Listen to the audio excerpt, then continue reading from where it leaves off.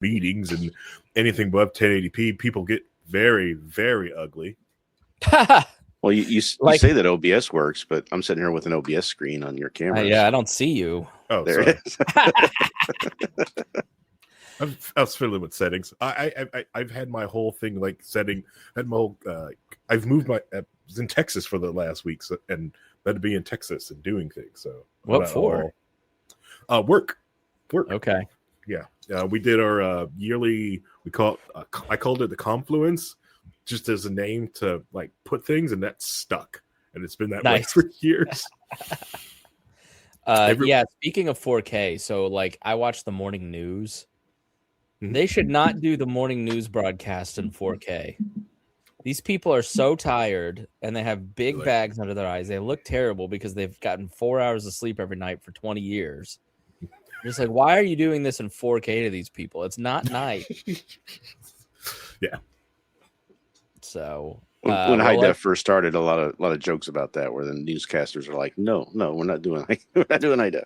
Don't put me in high def." Yeah. All right, so if you're confused about why we're talking about webcams, we are not in person like normal here on We Are Libertarians in the Chris Spangle Show feed, and in its own feed, you can get We Are Libertarians. If you just hate me and you love Harry and Rhinehold, you can get them in We Are Libertarians podcast feed. Just search for that. We are facing Snowmageddon, and so we just decided we couldn't meet in person because it's too cold. I'm going to be real with you. Here's the honest truth. Harry has written into his contract that if it falls below 32 degrees, he doesn't have to leave his house. And he exercised his option because it's 8 degrees right now. So, I don't like to call you out, Harry, but got to read the fine print. Okay. All right. He's got in the fine print that you have to include the wind chill too. So that puts it about -12 right now. Yeah, exactly. Yeah. It's ridiculous. Yeah. It's just ridiculous. Well, it's actually some reason, like when I was at work, because I had that work meeting down in Texas, and they were like, we're going to try to leave early. And I'm like, why? It's just a little bit of snow. And they're like, actually has Harry's contract. The moment it dips below 32, he gets hazard pay while he's down there. So it's cheaper just to let everyone leave early. Yeah. I mean, Harry does not like to be cold. I do love snow. I love snow. Love snow. Looking at it or being in it? Looking at it in my car, looking at it. I love driving in the snow, but I like being in my car, which is heated and it's heated seats. What's funny is Eleonora is 7, and she's so much like her mom.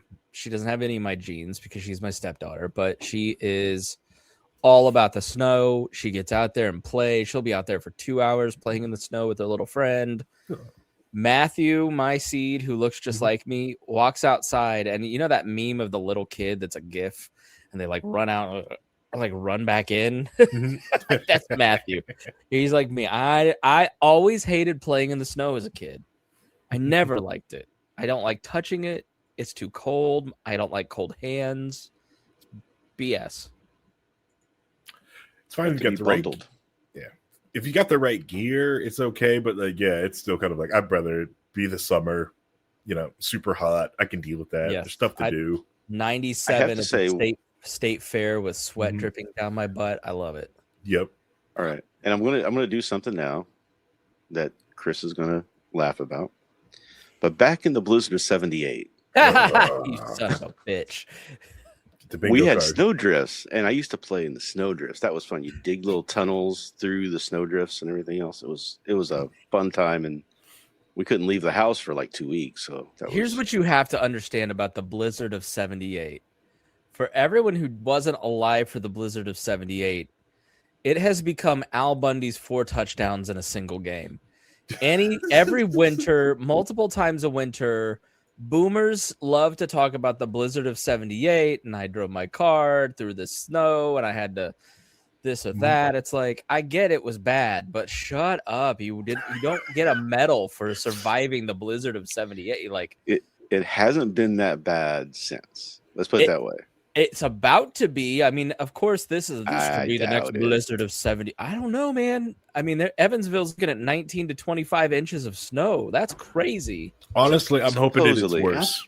I'm hoping it's worse. They keep telling us that there's going to be this much snow, and then how many times is it like half of that, or you never get what they're telling you or expecting. So yeah. And part of the problem with 78 was the wind. If you look at the wind that we had then, it was massive. That's where all the snow, the drifting came, right? I mean, the road that we lived on was a state road, but it goes down kind of into a gully area and drives for a while, then comes back up out of the gully area. That was smoothed over. There was like 10 to 15 feet of snow on top of the road because of that drifting. We were looking at a chart here, 18 to 30 inches, and that's kind of what Evansville's looking at, 18 to 25. What I love about this chart that we're putting up on the YouTube version, which you can see on the Chris Spangle channel or the We're Libertarians channel. How did they have the modeling for this? Come on. This is probably more accurate than the Blizzard 78. We don't know. They had terrible charts back then. Who knows what they were like measuring with, are those real inches? What they can do is back then, Rhinehold, you guys did the dad thing where you just walked with shoe to shoe to shoe. Mm-hmm. Yep. That's how you measured the inches in the snow. Yeah, and they had those junky rear-wheel drive, ball tires back then, no safety precautions, no posit track, okay? We did not have front-wheel drives back then, let me tell you. It was, and four-wheel drive was a luxury. Yep. How old were you? 38? 138? In the 78? Yeah. Yeah, I was just getting my first 200 years was, just reaching that milestone. It's also Rhinehold's 250th anniversary. I'm going to be able to last longer than the United States has. So that's going to be good. Already, we're not even 10 minutes into the show. Before you bring up the fascism. Yeah, I started the podcast that I'm putting out right before this one. I'm like, yeah, welcome back to the first episode of the new year. Anything happen? Have we invaded any countries? Oh, two. Okay. Well, at least the government's not shooting people in the face. Oh, no. Remember the last one we did? It was like, well, I wonder what's going to happen between now and then. We probably won't have anything to talk about. And then that was before everything blew up. So it's just crazy what happens in a week now. Right. And it's not just Trump. The fact that Trump has always understood social media and the new media environment and the news cycles and how to manipulate it. It's just that it's like a brick got put on the gas pedal in 2007 and never got took off. Yeah. I don't know. See, that's the thing is a lot of people were exhausted after the first Trump. And I think that's how, Biden was able to get enough people to vote for him is because people were just exhausted. And then 4 years, it was like kind of calm. It wasn't really that crazy. Right. It was much more normal the last 4. And then now, other than the vaccine in the last year. Yeah. Yeah. But I mean, that started with Trump. It was just like once everything started coming out and everything, we were coming out of COVID stuff and people were starting to relax. It was like not too bad. And then, January 1st or January 20th last year, just put the foot down and go. Yeah. Yep. I want to talk about the snow before we get too far into this. Yeah. Well, as a Subaru owner, okay, and a massive snow tires on my car, I can't wait to drive around. And that was flex the best humble brag I've ever heard in my life. As a Subaru owner with massive snow tires, I can do better. As a John Deere owner with massive tires. Yeah. Hold on. Classic John Deere, because it was new John Deere. Yeah. What's your model? I want to see classic. It's a 70 something. It was probably made the same year that the Blizzard of 78 came out. So it's like a front engine. Like, is it big or is it like a Nah, it's like a 350 or 450. It's not a lawnmower size. It's big, but it's not. It's more of a what they call a garden tractor, not necessarily a garden tractor, but it's larger. It sits up, about you have to get up like 6 feet in the air to get into it, but it's not like the big, massive International Harvesters or John Deere's that my neighbor has, who's going to be the one plowing the road for us because I don't have the ability to plow. I don't have a snow plow for mine because why buy one? He has one. Yeah. Okay, here, which is neighborhood teamwork, being dependent on your friends and allies. It's okay to be that. That's okay. It's a community. It's a commune. Like this. That the one you have in the top right it's a little newer than that one, but yeah, it's about that kind of feel to it. Yeah, it's got a big bar over the top of it. So like if you go to a tree or whatever, it'll knock the limbs out of the way, so it's not hitting your head. Oh, that's cool. Nice. Or if you like roll it. And I've got a huge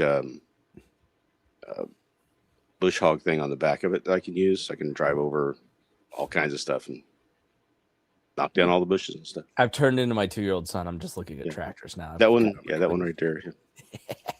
just looking at tractors. So, well, that's an interesting idea. Take care of each other. Yes. Yeah. That's really weird. Allies, neighborhood. It's a great thing, an amazing thing that you can do with people. Division of labor thing. You don't have to be the all end all. You can be perfect in your one thing and allow other people to do other things. It's great. It's amazing. It's like a barter. I do this for you. You do this for me. How many times is I'm sure they probably brought a computer or two over to your house, like, yeah, Rhinehold. I've gone to my neighbors to do some stuff like that, and then he mostly comes down because he knows the situation that I've had for the past 10, 15 years. So he's always like, if you need anything, come down. Like I had an issue I think 3 or 4 years ago where we had one of our dogs pass away. It was a full-size poodle. It was huge. And it was the middle of winter, and I'm like, I'm trying to take the dog outside and dig a hole and bury it. I'm like, I can't. It was just too much. And I called him. He came right down and got an excavator, and we just dug up a hole real quick. So he's like, this is what we do. This is what neighbors do for each other. So. And then my neighbor's the wife, she works at a dentist, and my wife's had to have a lot of work done on getting her teeth replaced and everything like that. So we went to her her dentist to go get all that work done. So it's like we just kind of trade back off with each other. So now she sells steaks and beef because they have cows. So we buy beef from them. So nice. And how would you describe where you live? Like it's pretty rural, right?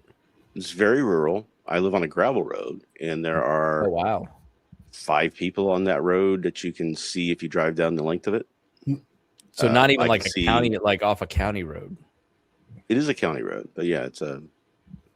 But it's not. But it's gravel between it's kind of a back. It's near the interstate, but there's no exit there, right? So it's just a kind of access road type of thing all the way through that we live on. So here's what here's what neighbors do. I can tell when the interstate has got a wreck or something on it because all of a sudden traffic starts coming down my road. Usually I see like 3 cars a day, and I see all these trucks and these cars coming by. I have to look at the interstate. And there's usually a big wreck or stoppage or something. So this is what neighbors do in downtown Indianapolis. They wreck into the back of my car. The city did not plow my street last winter when there was a big snow, and it was icy for weeks, honestly. And Jeep, it was just parked and it plowed into the back. And so I've been driving like this for about 9 months. But I will say I don't have a car payment, which has been awesome. So isn't it great? It works fine. I drove to Outer Banks like this. And you know what's amazing is people get the hell out of your way when you have a car like that. They do not mess around. If you have no bumper on the back of your car, people let you merge. They don't mess with you. It's great. So you're probably in the sweet spot where you don't have the car payment anymore, but you're not at the point where you're fixing things breaking down every 2 weeks. Yeah. Yes.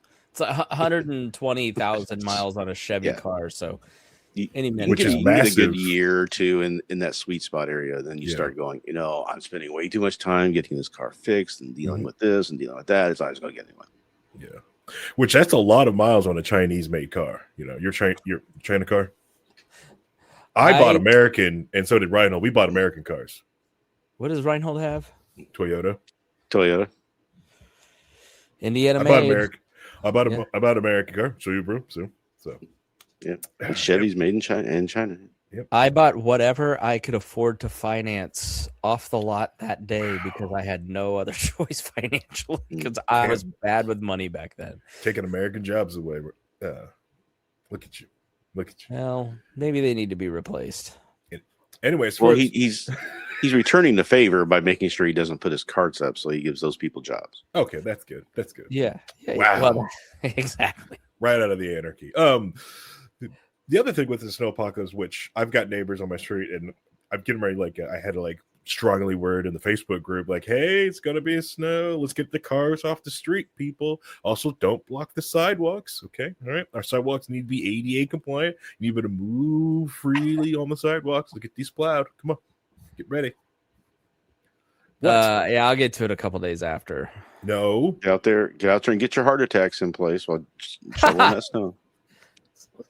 Look, this is the level I'm bringing to community. Okay, this is. Let me show you how I park when I go to the grocery store. I park under the cart corral. This is my car. That's me parking there. Went to the grocery. I bought every rutabaga they had. There's nothing left in my local grocery store. I got about 14 gallons of milk. Here's what I don't understand. Okay, why? I think this, and this is maybe where we can really start the show after all this nonsense, but this is a friend's Facebook page, and you don't need to imagine that hard, but this is a local Kroger here in Indianapolis. No bananas, no vegetables or juice, no milk, no dairy. All the vegetables in the vegetable rack are gone. No bread, no buns, nothing except one little weird loaf of rye bread. Do people... We have probably a solid month's worth of food in the house. If all hell broke loose, it wouldn't be good food. It'd be cans and weird concoctions, but we could make it. Mm-hmm.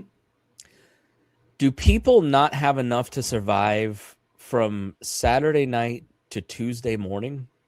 Why do they need to go and panic shop like this? Because we're not going to get a catastrophe. 800 miles south of us, poor Shelby down in Alabama and Birmingham, she's going to possibly not have power for a month. That could be catastrophic. Mm-hmm. Tupelo, Mississippi is ground zero. That's 800 miles from us. Why are people prepping for a foot of snow when they're going to be functional by Tuesday, Wednesday at the very worst? You're probably not losing power. And if you do lose power, you're not going to be able to cook those Totino's pizza rolls. So, what are we doing here? Please explain this to me. Are people just that bamboozled by TV news and that easily persuaded? All right. So here's the real thing. Remember, there's some really brilliant, amazing people in the United States. Some of the brightest in the world. Unfortunately, also some of the dumbest people in the world. If you're dumb and you live in the United States, it's very easy to stay alive. Anywhere else in the world, you wouldn't have made it this far.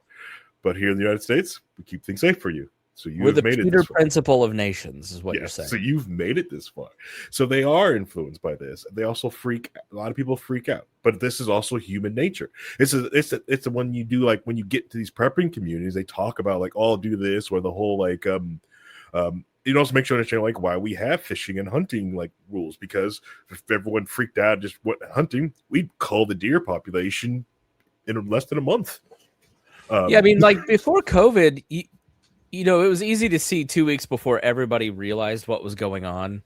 Mm-hmm. Oh, supply chains are going to be completely crushed. You better stock up on some. If you use it every day, you better buy 5 extra, mm-hmm. because it could be, and that's basically what happened. Yeah. But you weren't going to not have milk and bread. But in this case, it's so I don't get the whole. It was a little different for that, because it wasn't that the fact that you couldn't go get that from the store. It was that people were scared that they didn't want to leave the house because they were afraid they're going to catch this thing and end up in the hospital on a respirator. Right. So they were scared. Mm-hmm. So they're I'm not going to, my parents could not get COVID. Both of them would have expired. So it was just too devastating, and they were in that state. So I was scared to go too much to the store because I didn't want to catch it and give it to them accidentally. Right? Yeah. Because you were taking care there was of always that concern. Yeah. Elderly people. Yeah. And my wife so it's like, so you have that concern. So it's like, okay, if I can go, and they did do the thing where like for an hour in the morning, it was just people who had that issue, so you could do some very light distanced shopping in the store and everything. But that was at the beginning when everybody was really, really scared, and things kind of calmed down a little bit, obviously. But there's also the thing that people go through these different phases, and different generations have them. So remember, after anybody you talk to who lived through the Depression will tell you, like, you save pennies, you put things away, you can food, you have enough stored for whatever, they were like severely traumatized by that because they had to go through it. And after people got into the 50s and 60s, they're like, abundance living, you had enough for everything, and you never really had to worry too much. That wasn't a big deal. Remember in 78, I'll tell you again. So we had issues where we couldn't go out and get food for 2 weeks. Now, 3 days is not a big deal. If I get enough stuff to last for 3 days, if I needed to, I could just drink water instead of Cokes or whatever. But like if you're in 2 weeks, you start getting some issues. Yeah, if you're in Vincent's or Evansville and they're looking at 20 inches of snow and that's actually happens, you really should have like a week or 2 weeks. So I get it down there. It's just sort of like a foot of snow in Indianapolis is like nothing. Like I said, my parents canned. My mom, every year we would can food. We'd always have food all winter long, just in case. Partially because my dad worked construction, and the winter months were always hard. Yeah, because he didn't always have work. So he'd have 3 or 4 months where he didn't have any money coming in. So we would stock up during the summer. He had to kill his for the winter. Harry, he had to kill his pet raccoon to make a hat. That's how bad it was.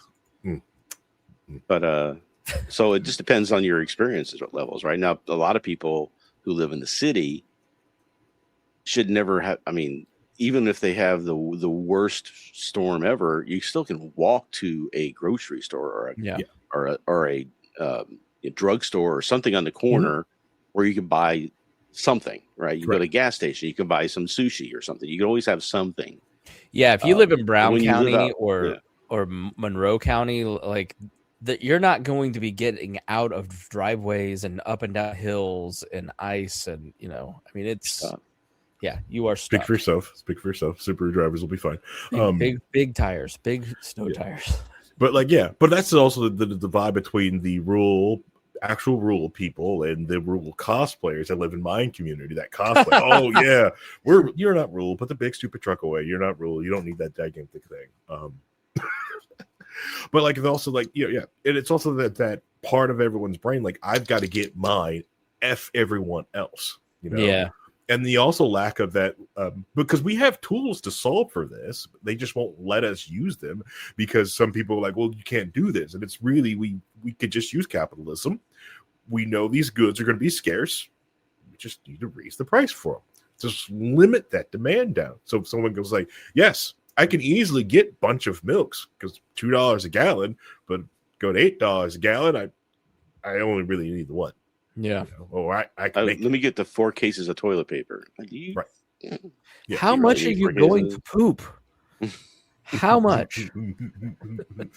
Get a bidet. You don't have to worry about it so much. I am prepping for this storm, okay? And I'm doing my part to be responsible.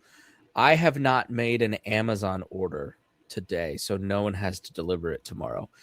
Please, I don't want your applause. I am a hero. I am sacrificing, but I had 3 different deliveries come this morning. So because I knew this was coming, so I had orders placed so I could have Kroger deliver this morning. I had Walmart deliver what Kroger was out of. And then I had TSC deliver like dog food, cat food, and stuff like that I need. You know what? Walmart delivery seems to be killing it in rural areas where Amazon still can take like a few days. My brother lives kind of out towards Rhinehold. And like I get stuff in 45 minutes sometimes because I am in the center of like half a dozen Amazon warehouses here in Indianapolis. But out in the sticks, it's a little harder, but Walmart, because they have so much footprint in so many places, they can get you stuff so much quicker in your area. So what's funny is the Walmart that I live near has a distribution center right next to it. Yeah. So they're never really out of stuff. And then I'm part of Walmart Plus where I can get, I get free delivery. So why wouldn't I take advantage of free delivery? Or you can pay a couple extra bucks and get 1 hour delivery for all your food. You can have it here in an hour if I needed it. Yeah. And they have people that just jump in, they do the shopping, jump in the car, drive over, and I get to know them. There's usually the same group of people. So you start to get to know the people. I talked to the one this morning from the Walmart. I'd let the dogs out. So he called me and I was like, oh, I'll let the dogs in. Don't worry. Because he's like, I know they're like the sweetest dogs. They won't hurt you. But what they do is they jump on you because they're so excited that somebody's here. So they will knock you over, and there's 9 of them, and they're big, and they all just like he said they ripped his pants last time. Oh my gosh. But yeah, I can have Kroger here in a couple of hours if I want to pay the extra money. Kroger, if I get the delivery ordered the night before, it's there first thing in the morning, 7 a.m. for free.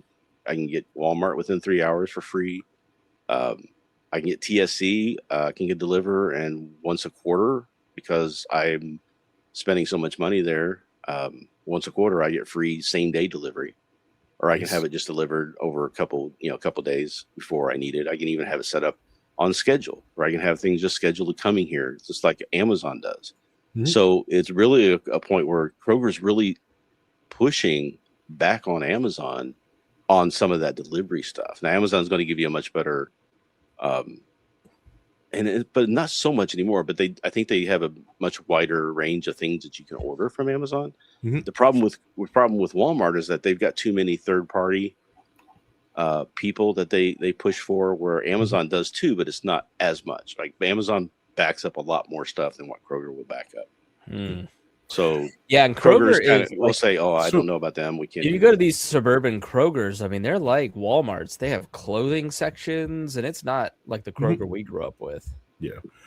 So like there's this big turn that Walmart has been doing over the last few years, where I think they finally figured out they can't be complete scumbags, that they've ran out of people who could work for them or did work for them. And the same problem that Amazon is running into right now, but it's going to be worse. And that they're realizing that the model that Amazon was using to take everyone out, that Walmart's in a better position because of the distribution in every other center, and showing them like, you know what, like we can actually do this better than they can because of our different models. I have that problem with Amazon where I can get, if I order something and I get like Amazon Prime delivery, but it'll be there in 5 days, right?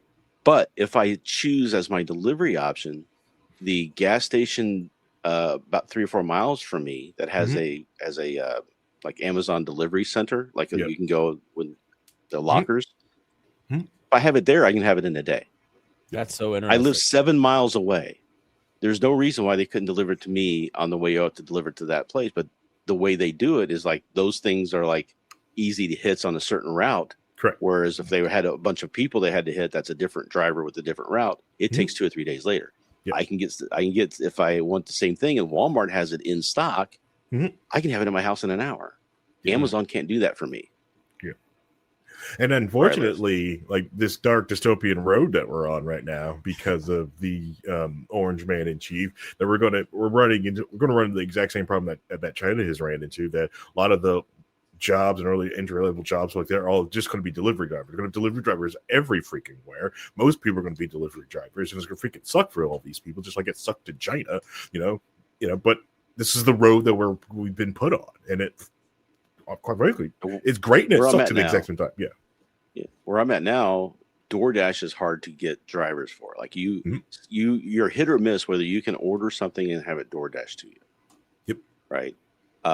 Occasionally, not a problem. You can get somebody. It's like if you do like a Friday night or Saturday or Sunday night maybe, but a Tuesday afternoon, you might not get somebody. So in town, that's not a problem, right? I put a tweet up on the screen that says, I just saw an attractive white girl pick up an order for Uber Eats. Short everything now. And it's the big short. Hey, there's a bubble. Sell everything. You know, like we just rewatched Big Short. There's a lot about the economy that reminds me of that. Yeah, I had that thought the other day, Harry, where I work around the corner from Chick-fil-A, and I always get the app so I can collect my points, and I walk in, and there's a permanent underclass of people who are doing DoorDash, Uber, Lyft. I had a guy who picked me up in a pickup truck about a month ago for Lyft, and he lived out by Rhinehold. I mean, he lived way out in the country and drives about an hour to get into the city to do Lyft. And I was just kind of asking him, like, hey, what's the deal? He can't find work anywhere, not in his area. He's a little too old to do warehouse work. So like his only option is Uber, Lyft, DoorDash, Uber Eats, that kind of thing. And you know, the people that I see in line every day or other day at Chick-fil-A, I mean, a lot of immigrants, a lot of people who just can't find opportunities anywhere else. It's a fascinating thing that I never see anybody talk about. I was watching YouTube, and there's a guy who's like retired, but he's still like a young retired. So he's like just wanting to do something. So he signed up for the Amazon, where you can go to Amazon and you can sit there, and if they need you that day, then you're on the clock and you can start doing deliveries. If not, they send you home. So he was showing how that worked. It was because of videotaping the whole process. He couldn't videotape the actual deliveries or anything, but in between he could stop and say, okay, now I made a delivery here, I made a delivery there. I'm going in, and I worked 4 hours today, and I've got this kind of thing. So there's all kinds of things that they're trying to do, all kinds of programs they're trying to do that people who are on the edges, or people who are wanting to make a little bit extra for retirement, because who knows what's happening to Social Security and the markets and everything else. So you got to be prepared, right? So having that side hustle is what everybody calls it, right? It's a good for that. If you want a side hustle, like if I worked, I worked 40 hours a week. If I needed to, I could probably get a side hustle doing Uber Eats myself and just do that driving at night if I needed to. That's what I did with Uber in 2018. I needed extra cash, and so I did Uber for about 8 months. Yeah. That's kind of where in 2018 what everybody was using it for. Now it seems like we've got a lot of people who do delivery, do these driving services because that's the work that they can find. Right. And not that there's anything, it's honest work, right? Some people prefer it just being in a car driving around. It's better than sitting in a desk. But it is interesting. It's like, this guy is driving food to people who can afford to pay an extra $15 a meal, where he's trying to scrape together pennies. Right. And the problem with it is that people that can afford these services, those are the first things that will get cut back. If profit margins get hit by some of the larger companies, they take away the free shipping, and the shipping charges get put there. And that shipping charge might be put there anyways. They might be eating the shipping charge just for somebody as a loss leader to get you used to this habit, and then they just take it away. Same way they did with everything else when Microsoft OneDrive was free. We had free storage up to a terabyte, now you're just kind of used to storing things in OneDrive. Just like Uber, like they got Uber drivers in by having a massive payout and then threw that away, just like Twitch, to make sure that they had the massive market share and control most of the streaming, that massive payout. And when that other people finally started to break through, they were like, all right, we're not doing this anymore. There's no more for that fight. But like, those people are going to be the people that get hit first. It's just the same thing we're watching over in China, is that economy starts getting hit, those delivery drivers are getting like more and squeezed and more and more and more. Now granted, we're not close to that yet, but eventually we'll probably see the exact same type of companies popped up over there that even I've thought about, like, hey man, we'll start one, is that I buy a bunch of electric scooters or mopeds and start my delivery service where I loan out from the company store my scooters to my unprivileged workers, so they have to pay me for the use of my scooter because their cars are completely busted and can't do the delivery driving. This is the dystopian world that we're on, because of Ryan Lindsay, the entry level. Ryan Lindsay, former editor of the magazine that we had, very left libertarian at the time. I don't know. He's enjoying his life. He's politics free, has a great family. So he would say, like, you need to wake up and realize that the end result of capitalism is China. It's a surveillance capitalism. It's permanent underclasses. I would disagree because we're sitting here broadcasting and it gives us a large amount of freedom that you don't get. But I do think when you look at where things are trending, where you've got these billionaires who are crafting an economy using AI, where they can suck up the income and the rest of us can deliver them food. Like it, you sort of go while they fund Palantir and use the government to build out a security state. Yeah, I'm like, maybe it's not a crazy argument, and we should be really cognizant of where we're headed and where we end up, because it could totally be true. No, I don't think capitalism doesn't bring us there. It's because like some people are able to use it, some people aren't. Like these AI companies, if they had to pay for all that data that they harvested and hoovered up, they wouldn't have the money to build these data centers. The fact that they stole this information under other guys and oopsies and like all this, and then now they want to go free market. But what do you mean? Explain that. What do you mean? Them hoovering up all the data, like think about the data. Who stole what? Are you talking about Chinese or American companies? American companies, Meta, Alphabet. They have been hoovered up everyone's data, or buying it from pennies from other companies to build these large language models. Meta just scanned a bunch of books in their system illegally, taking copyrighted material and absorbing it all in. They've all done this thing, and they're sharing. Did you hear? You heard the latest thing about Doge, right? No. What's up? What else they did? 2 Doge workers were caught, basically sucking Social Security data out of the Social Security Administration in order to be used for investigating fraud for voting fraud. Investigating voter fraud, alleged voter fraud. Yeah. But they didn't have to pay for it. But if I decided to, I don't know, just want to get the copy of my video game and back it up on my own server, they'll come down with the full weight of the government to sue the crap out of me, or remove movies that I bought on Amazon Prime or rented with basis of the thing like that. The fraud that Amazon puts out that you buy anything from them be stored digitally, but they can easily take all this information that I've put on the web for my stuff, that it's my property, and hoover it up and put it in a large language model.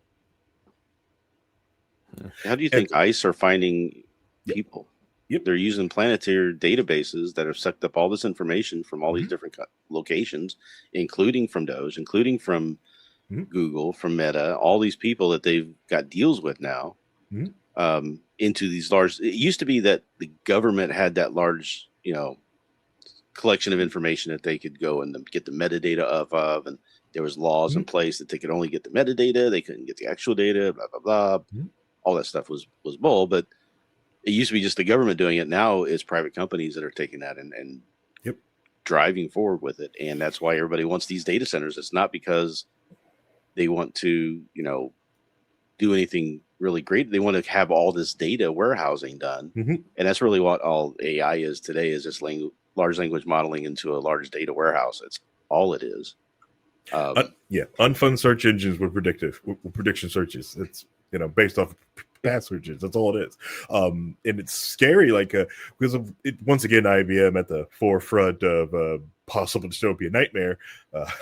Allegedly, but and that's another reason why you watch gun owners do not want a database. We don't. A lot of them don't want the database because of this thing, but they're pretty fine with having anyone else get it put on the database. Just the DOJ got blocked trying to put just trans youth on a database, so they get a number of people so they know where they are. It's well, now they're taking your DNA data. If you're 14 or above and you've had any encounter with the police, they'll take your DNA data and store it. And they're getting all the data from 23andMe. They're getting all the data from all these locations where people just gave their information, gave the data, DNA to them. So it's like, I won't do any of that stuff because I don't want them having my DNA. Yeah, but you can't stop that. You have an idiot cousin somewhere out there that, going I want to find out and show everyone that I got Irish heritage. And they find out they're Polish and black. And they're like, oh, crap, They want to prove that they're actual Aryan. Yeah. Yeah. A lot of people. I'm pure. Okay. Just like that whole, like, what is that whites only town they try to make? I was like, all right, cool. Free DNA testing. I'd love to sit there, like one drop and rule, watch right? all, Let's do this. and watch all the grades be C's and D's in all the schools because, it's just going to be homogeneous. You can't, that's how you stagnate. I mean, look at all the people in the Middle Ages with the chins and everything. Come on, you can't stagnate like that. It's horrible. It's bad. Yeah. It's like, not having the mixture of the thing.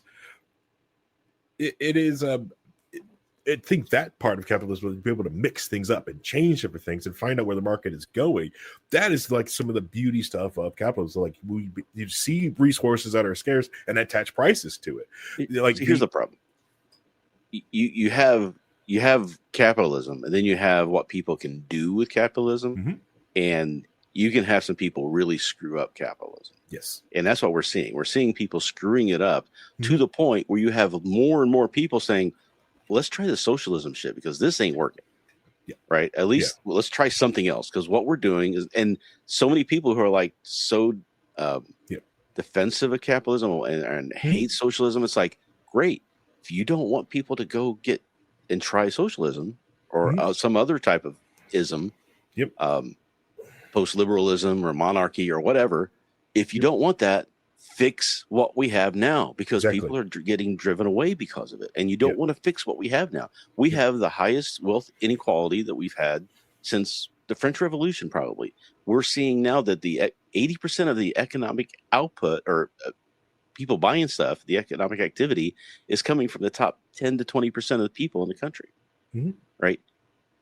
There's a whole bunch of people in the majority who are getting squeezed. And that's why populism rises, is because people know how to take advantage of that situation and convince these people that, the reason why it's bad for you is because of these people over here or these people over there, not the system's being manipulated by a bunch of people, right? So what do you do at that point, right? So you've got to, it eventually collapses because people start realizing that that's not the problem because it keeps getting worse and worse and worse. And then they see all these people on their yachts and they're the Oval Office with gold all over the place, like a gaudy Turkish thing. Yep. It is. I honestly love. I don't mind the gold. I think. God, that's so God. You have TDS. That looks terrible. That the arch awful. Looks terrible. The arch is, the gold looks awful. You see the arch? Google the arch. Man, what I really hope is when whoever gets in the White House next, just like landlord white paints over the top of it. Just like, I really hope someone does that. I also hate the argument. I want to see somebody come in there and just like, we're going to be, the president's not going to be a king. He's not going to be an elite. He's just going to be somebody who does his job and he goes home. So he's got pictures of Kathy on his wall or something like that, or a couple of Dilberts or something. And it's not like this big show, look at me, because that's what we got now is we've got somebody who's just so childish. He has to have everybody look at him all the time and praise him all the time because he's so he hates himself so much, but he's also the narcissist completely. Correct. So it's a very bad combination. Yeah.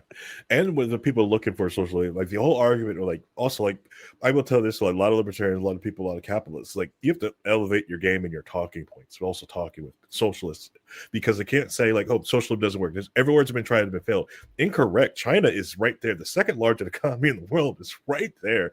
And you can't say it's dependent on America's capitalism. We're dependent on their social system. Yeah, I would say when's capitalism actually succeeded, right? I mean, most of the things that succeeded inside of the capitalism is usually democratic socialist societies and things like that. It's like those are the ones that are prospering and stuff like that. We're not the greatest country in the world like everybody thinks we are. We have done a lot of good stuff, and I'm not knocking it. And we've come a long way, but we're also regressing a lot too with everything, and it's just so frustrating to watch. Speaking of that, and we'll kind of end on this over the next 15 minutes. ICE has just killed another person in Minneapolis.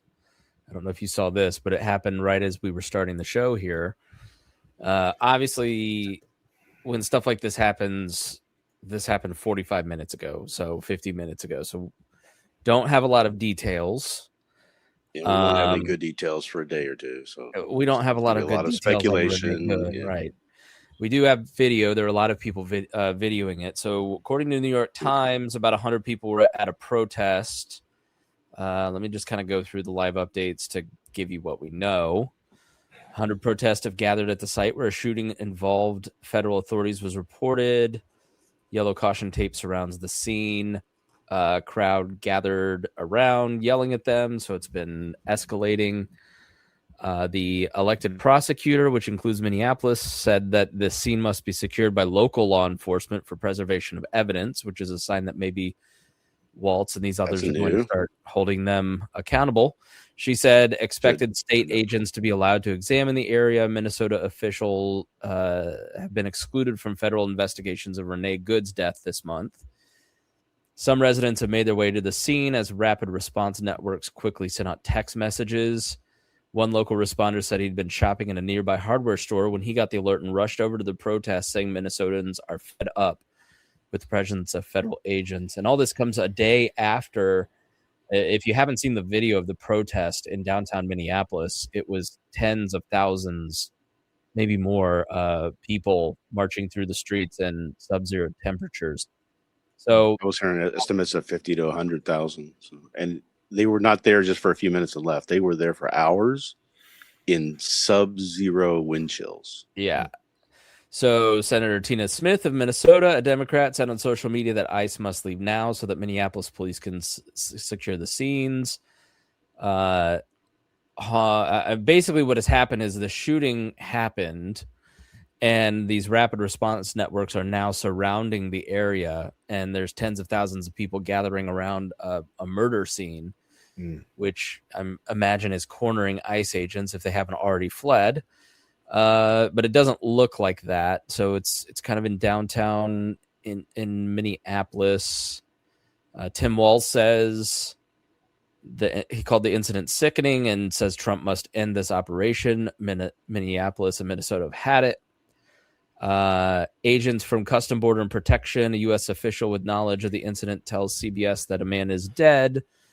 Was at the Nicollet Avenue and 27th Street. So I'm going to show the video. So if you're, obviously, if you're sensitive, don't watch. We may actually not be able to show the video because of YouTube rules. So guys, why don't you go over to the chat and click the stats. I'm not going to show the video. You can look it up on Twitter. I'm sure we'll see a million different angles of this in the coming days. But I'll describe what I see, which is a guy is filming from inside, like maybe a cafe. There are 1, 2, 3, 4, 5 ICE agents and 6, 7. 2 or 3 have the man on the ground, and they're holding him down. And then another one walks up. So there's about 8 guys. When now there's 9 guys, and they have him down on the ground. He's clearly surrounded and overwhelmed. That's when you hear a gunshot, and it is not clear from the video who shoots. One ICE agent told a reporter at the scene that the man had a gun. Although if they're controlling the scene and they're not going to let state officials in, there's absolutely no way to know that for sure. But he's clearly down on the ground and he is surrounded by people. He's struggling to not be arrested. So we'll get a lot of comply or die, and all my Tea Party friends will say he just should have complied and therefore murder is justified. I don't know. Rhinehold, we can't hear you. You're muted. But what I'm looking at, what I've seen, and you can't tell exactly who shot or what happened, but what I've seen that really kind of disgusts me is that as soon as that shot happens, I have the sound off, so I can't tell when it happens, but I can see when it happens because all of these agents who are on top of him, they run away. They scatter. Right. Yeah. Right. Yeah.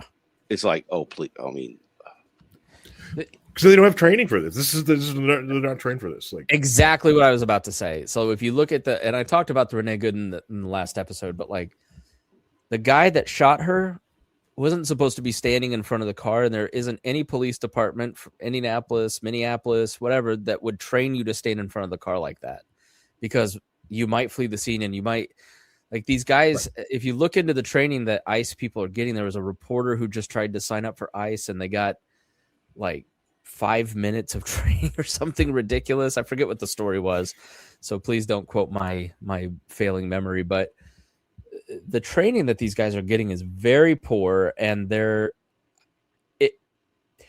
really seems. And then you've got the guy who's commander in Minneapolis dressing in Klepper coats and dressing like a young Hitler with the Hitler haircut. And I keep arguing with my friend Mark. He's like, "Oh, come on, Spangle, you're better than this." I'm like, if the guy were driving Uber Eats and wearing a Klepper coat, I would just think he was weird. Mm-hmm. I'd think it was really odd that the guy that is bagging groceries at the grocery store, it was really odd that he had the black leather strap across his chest with the all the medals and everything, right?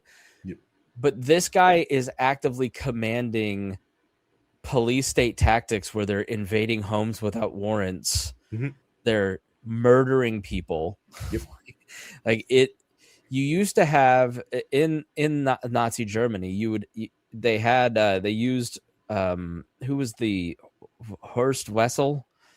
It was kind of brought up after Charlie Kirk died, but he was killed because Nazis and fascists would go into well-known communist areas, agitate, and then when they responded, then they had the justification to look at them and go, look at these communists, look at these communists.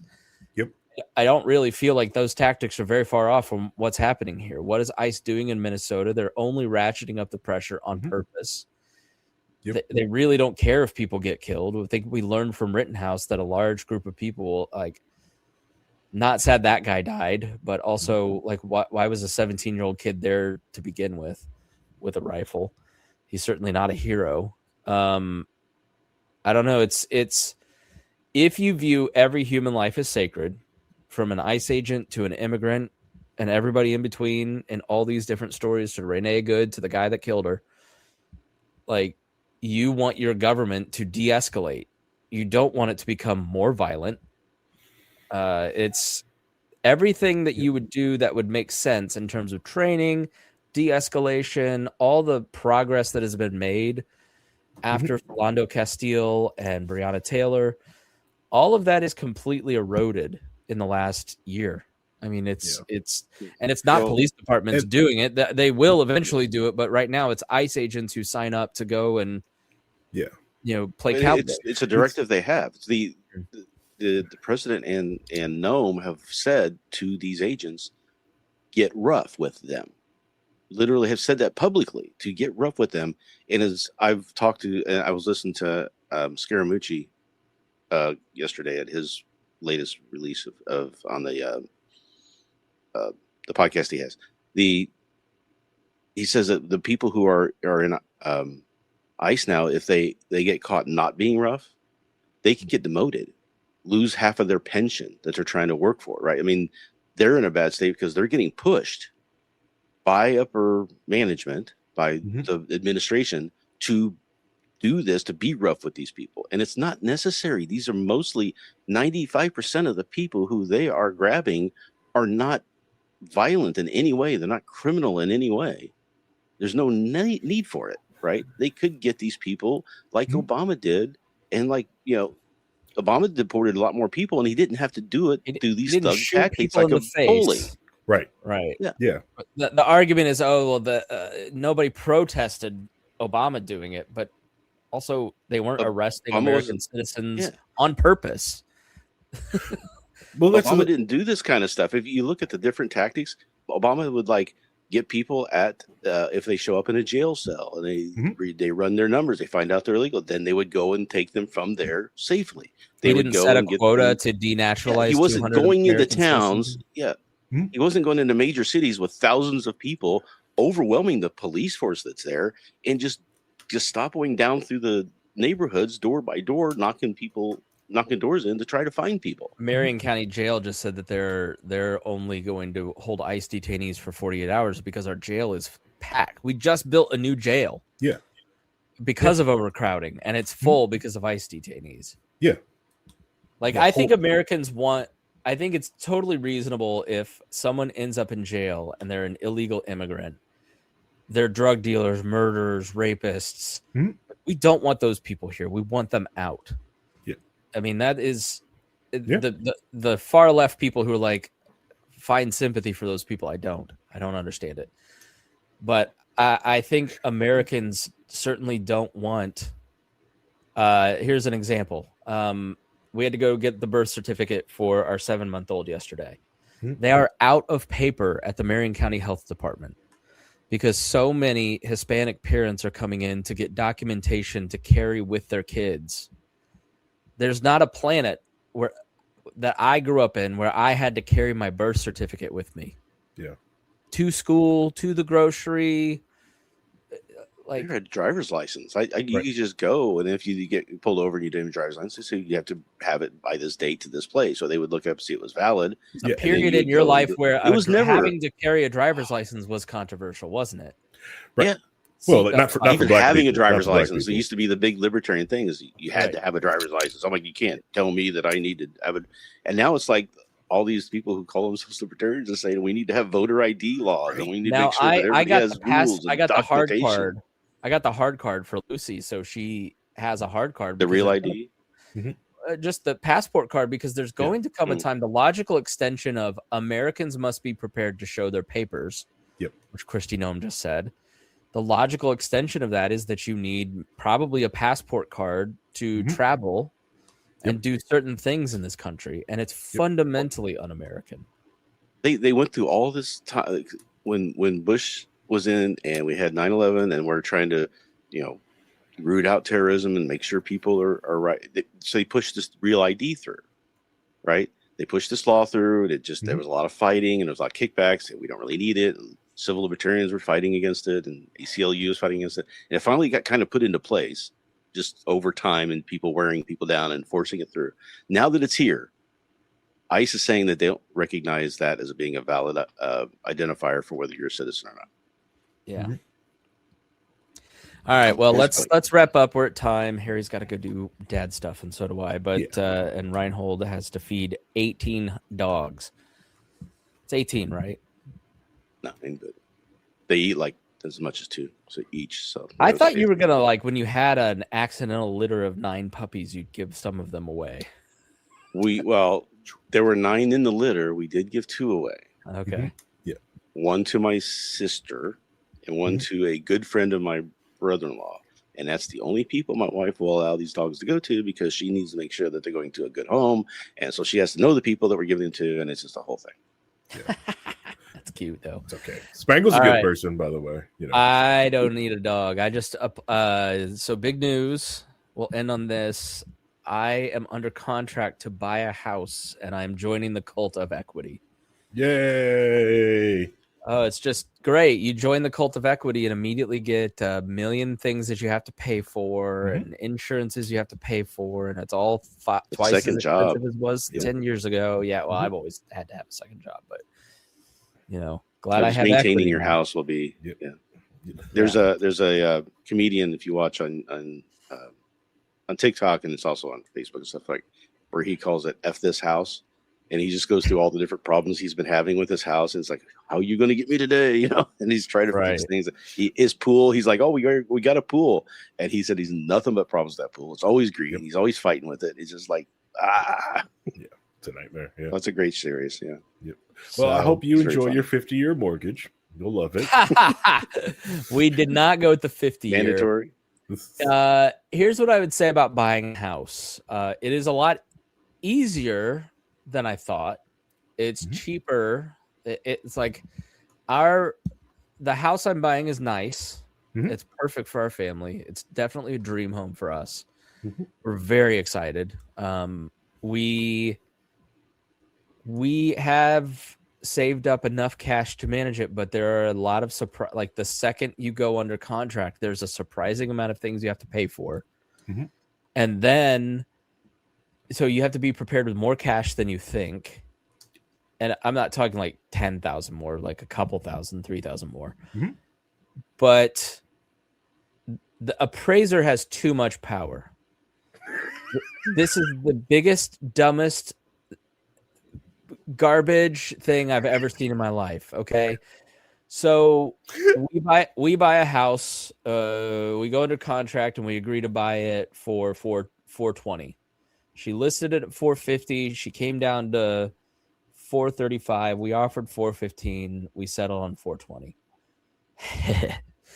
And so we go through all the rigmarole. Insurance for this house ranged everywhere from $2,000 a year to $11,000 a year. Insurance costs are astronomical and insane. So we get all that. But like at the end of the day, because we worked really hard and paid off a lot of debt this past year, that there's no car payment, so we were able to apply that to debt, because of the accident. We're in a good spot. Like our rent, quote unquote, is really only going up like $200 a month.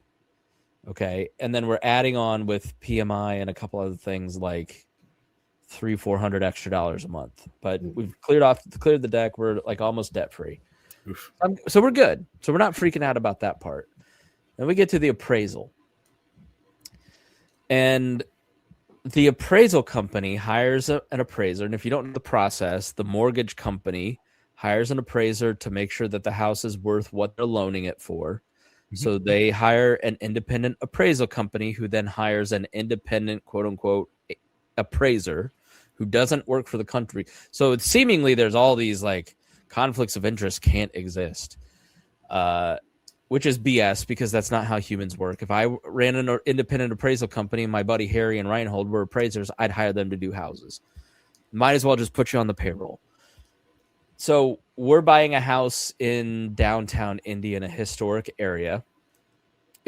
And what you have to understand about a place like Indy, or really any area, is you can go 5 blocks in either direction from the $1 million homes to the $50,000 homes. I mean, and when you live downtown, you want to live on the nice street because people really don't come from the like a block and a half away to mess with you.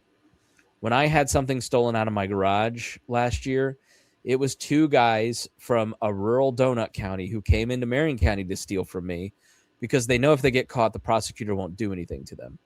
But we've never had any kind of problems. But boy, you buy a house in a nice historic street in Indianapolis, which is like the nicest street in Indianapolis. We're not in the nice part. We're like at the beginning of the nice part. It's very reflective of our economic. We're 1 block up from poverty. When you tell people where you're buying a house and they live in donut counties, they're not happy for you. They go, "Are you sure you want to do that? Oh man, you're gonna get. There's so much. Why would you put your family in danger like that?" I'm sorry, but you don't live where I live. I'm not a moron. I wouldn't put my family in a dangerous situation and buy a house in a dangerous area. And the fact that I live here every day, I work here, I work on the Circle, I have a podcast studio in Fountain Square, I live in Fall Creek Place, I have my little triangle. I work in all the most dangerous places you think where everybody's getting raped, murdered, doing drugs, needles everywhere. I don't ever see any of that. But somehow your experience, because you listen to talk radio and watch the news, that outweighs my experience, my daily lived experience, where I don't see anything you're talking about. If I lived at 34th and Crown Hill or 34th and Keystone, it would be a different story. But I wouldn't live there because I wouldn't put my family in that situation. And I feel bad for the people who do have to live there because they can't live anywhere else. But that's because of housing problems that we'll talk in future episodes. Yep. So when you buy a house in my area, you deal with a lot of ignorant comments that are rooted in concern, but really are just, I'm concerned for you because you're such an effing moron that you can't make the same decisions I made. You really should move out where you have no neighbors. You should move out in the suburbs with Harry or rural areas with Rhinehold. But you know, it just doesn't make sense why you would buy a house. Well, the house that we're buying has doubled in value in the last 4 years. So, and people want to live in an area where we're moving to because we want to live there. There's 7 people from our church on our block, right? So, going back to being neighborly, like people who live in these neighborhoods don't put up with riffraff. They don't put up with BS. They help each other take care of their houses. It's a neighborhood. It's the most neighborly place I've ever lived. You people who live in the suburbs spend all your time in traffic, pull into your garage, walk into your backyard, and you never know the name of the people that live next to you. That's not how it works here. We park on the street. We run into each other. We say hi to each other, watch each other's kids. Reagan just baked bread for the neighbors who lost their job and took it over to them and talked with them for an hour. Like it's an experience that I never had living in the suburbs the last 4 years living downtown. It's the neighborliest place ever. You know, Donna, the 75-year-old black woman who lives next door, you know, let me see if I can pull this pillow, you know, made this pillow for Matthew. You know, his little turkey pillow. She makes a blanket every year for our 3 kids. And then, you know, Miss Kim, who unfortunately passed away, she moved from Seoul, South Korea. It's like a very blended area, people with different backgrounds. I'm sorry, if you live in the suburbs and you have an opinion on city living, you're probably a moron and you're the idiot. You're the ignorant one. Just shut up. So when the title company the mortgage company goes to hire an appraiser, and they hire people from someone that lives in the suburbs to come and evaluate our houses, they inevitably evaluate it $40,000 to $20,000 lower than it's actually worth. It's a very common thing that happens in the areas we're in, apparently, because they come down and they do a comparable 3 streets over in a part of town, and it's not comparable. The street's not comparable. It's just. And then when the appraiser says it, it's just that's what it is. It's like DCS. It's like if the guardian ad litem thinks you're the bad parent, doesn't matter what the truth is. The guardian ad litem, the appraiser, these independent people that government or big corporations hire, it like, and then the things that must be fixed to be granted the loan, scrape paint off of a back porch in 2-degree weather and restain it. Yep. The person lives in the house, move things out of the basement. Well, no, Sherlock. Of course they were going to do that. So it's just like the laziest person walked through that house who doesn't respect the area or understand the area. Now it benefits me. Okay. It benefits us because we're going to save a few $100 a month off of our mortgage. But it's unfair to the homeowner who loved this house really well, took great care of it. It put the buying process where we don't know if she's going to drop her price. We're praying she does. We love the house. But it's just it's just bonkers to me that someone can be bad at their job and have so much power. But that just seems to be like the MO of corporations and government and presidencies and Congress. And it's like we just have no standards. No standards, Rhinehold. And rant. All right, I'm done. Don't worry. The county assessor, when they assess you for taxes, yeah, they'll know your true worth. $475, right? Yeah, because they can't raise taxes because in Indiana we have home rule, so Marion County can't raise taxes. So the only way they can raise income is by over-assessing the value of your home. Abdul called it a decade ago that they were going to do that. Yeah. Yep. Here we are. So don't tell him that. Do not tell Abdul that. Do not tell he was right. I know he doesn't. What's funny is watching all these little places change, because I was at a friend's house last night. So they were out of town. I was going to turn off their water so it froze. You know, so I emptied out the pipe so it didn't freeze while they were gone. And across the street, and this is a neighborhood where the house is usually around $40,000. Old neighborhood, old houses with like 10-foot ceilings and everything else, but kind of in the bad states. But the houses now are in that area are going up, like they're like $250,000. And there was a house across the street. There were 2 houses next to each other. One of them had burnt down. They tore the other one down, and now they're building 3 duplexes in that spot. And the people who are living there are not too happy about duplexes going in, because now that's rental property, right? And they just got their houses now that they had when it was really, really cheap, and now like 5 times the price, and they can make a bunch of money off of.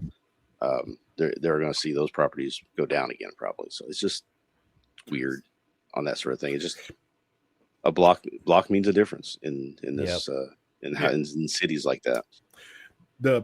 You're not owed a price of your value. You're not guaranteed unless you want the government to come in and guarantee the price of your house, which apparently a lot of people do for some odd reason. Rent control is the most easily discredited economic theory in American history. Yep. And still people are like, please set our rents. It makes everything way more expensive. Yep. And housing over and over and over. Yeah. Housing isn't really an investment. It's not supposed to be. It just turned into it.